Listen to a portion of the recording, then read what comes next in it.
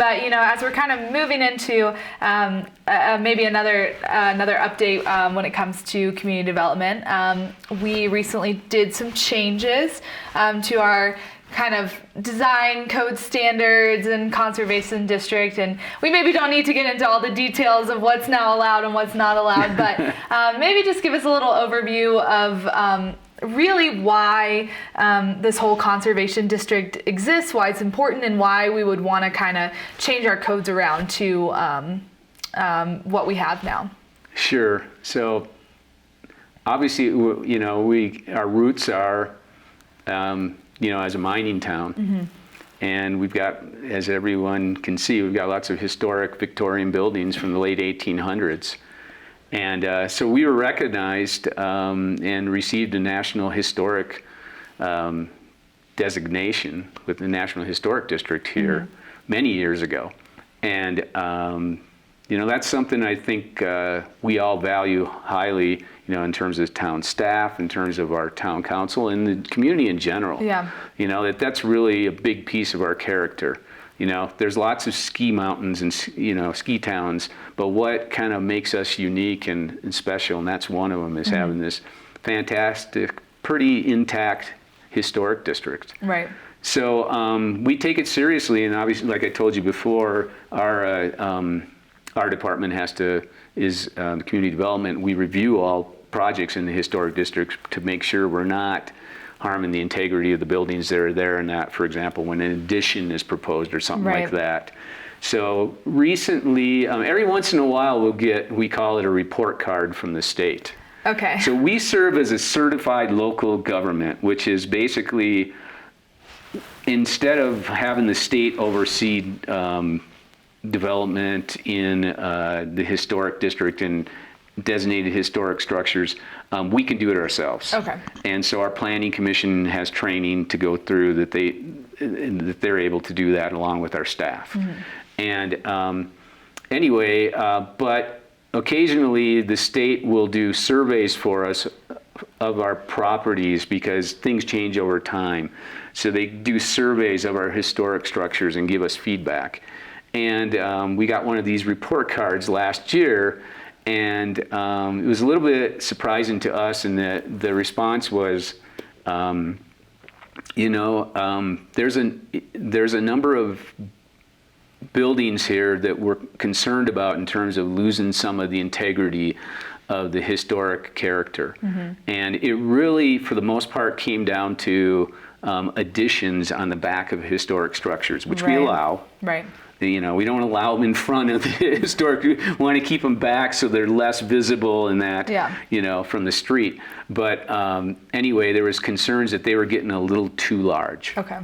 And there was also some other concerns about, for example, maintaining the open space and the yard space, which there's typically used to be a fair amount of, on the historically. And then also, in some cases, moving historic structures from one location to another on a site. They really like maintaining the integrity of where it was. Originally. And we do too, and our code talks about that, but we do allow for it through kind of an elaborate process, so to speak. But because we got this report card, it wasn't all like, hey, this is great. It was like, we're thinking about downgrading some of these properties we have this contributing to the district classification and then non-contributing, and changing some of those designations to non-contributing. That kind of made us think, well, we need to take a look at this, and we need to take these, comments seriously. So we did. We brought in a consultant, Nori Winter of Winter and Company. He had helped write the original design guidelines for our historic district like 25 years ago. Oh, wow. And so anyway, he came in and helped us with looking at tweaking the design standards to address some of the issues that the state had brought up. And so we did that. We came up with some recommendations. We went out for our first public meeting, had an open house at the town council chambers, and it wasn't all great feedback that we got at that meeting. So there are a number of concerned people, property owners, et cetera, that are like, this seems a little aggressive what you guys have come up with here as a solution to these problems that the state has identified. And so Based on that, we knew that was just kind of a starting point for discussion.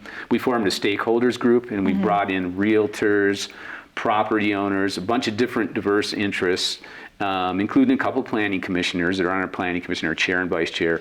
And we had a series of meetings where we kind of worked through issues and came up with something that I think is a fairly reasonable compromise, right. But it addresses at least some of the concerns that the state had. There's no way we're going to address everything that they've suggested. We can't go that far because we have to respect people's property rights too. Right. So it's a real balancing act of,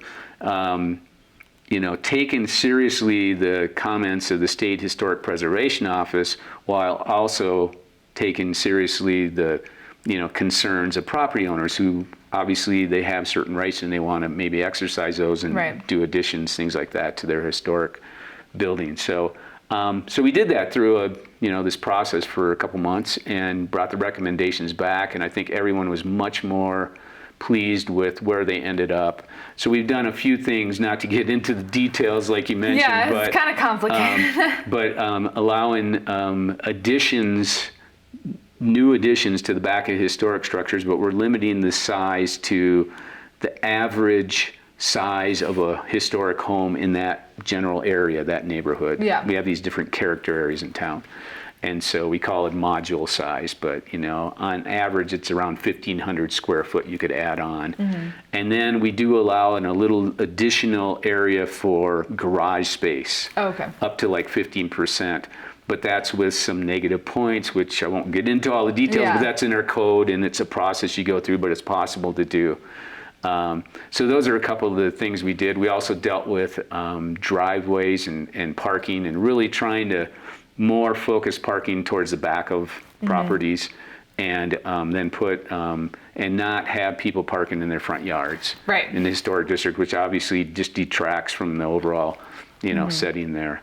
So those are a few of the things that we did as part of the, we're going on August 13th to the council for second reading, and we're expecting to adopt those at that point in time. Okay.